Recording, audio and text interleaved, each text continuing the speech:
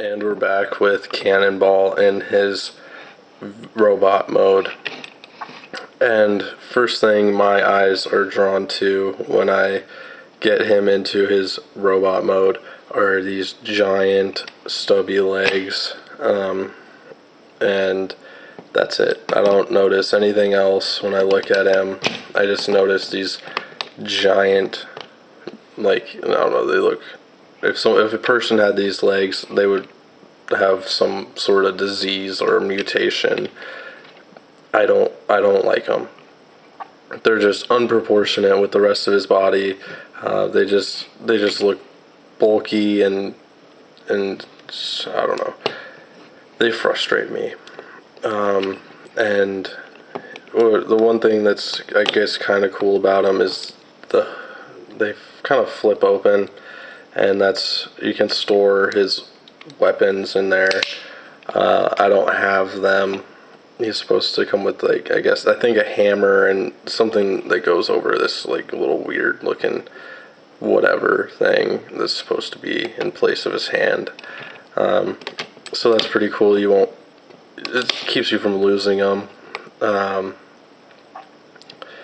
But yeah, and I showed you his gimmick in vehicle mode, so let's see it in robot mode. Let me see if I can do this. This is where it doesn't want to work with me. He gets these over the shoulder cannons, if you can see those. I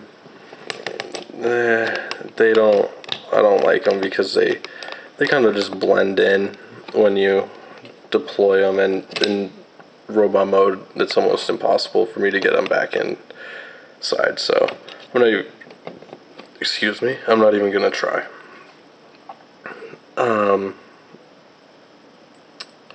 Yeah, so all that being said, I gave his robot mode a 6. Next, his articulation, and with these deployed, it's going to be even worse.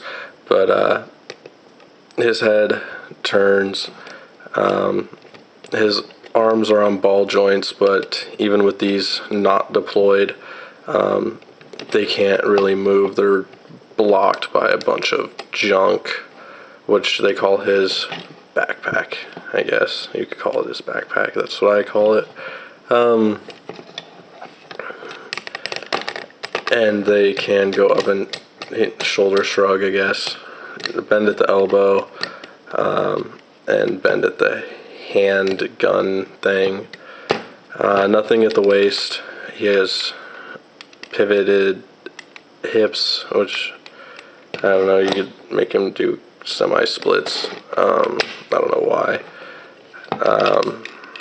Bend at the elbow, and he can ballerina point his toe, but he doesn't stand real well like that. So this figure, it does have a lot of posability. It's just restricted, so there's almost no point in the articulation that he has because of all the junk that blocks everything from moving. Now, one thing I forgot to mention that I don't like about his robot mode is his head. I don't know if that's just mine or if they all come with that battle scar, or just, I don't know. I'm assuming that they all come like that, but yeah. What I would have preferred seeing is maybe a pirate hat or an eye patch, but who's to say that Cybertronian pirates don't look the same as pirates that I would think of.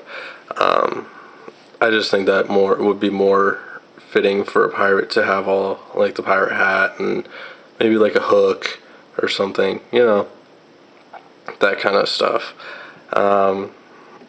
His quality control, I gave it a 7.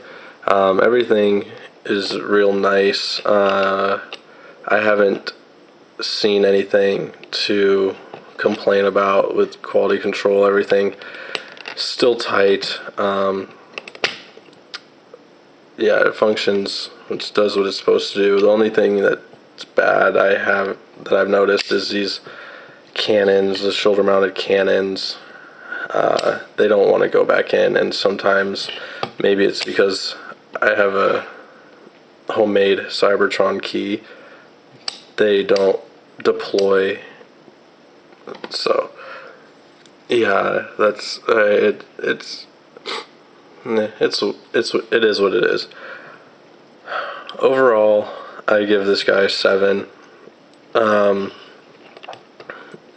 I guess if you're a completist, then pick him up. I just got him because he looked pretty cool, and I picked him up for like $3 on Transformer Land. So I couldn't pass that up. He was worth the $3. I wouldn't pay too much more for him. He's a nice figure. He does have some problems. And this has been R.I.D. Sessa with a Transformers toy review of Cybertron Cannonball. Thanks so much for watching. Like, comment, subscribe. Any feedback would be helpful. Thanks a lot, guys.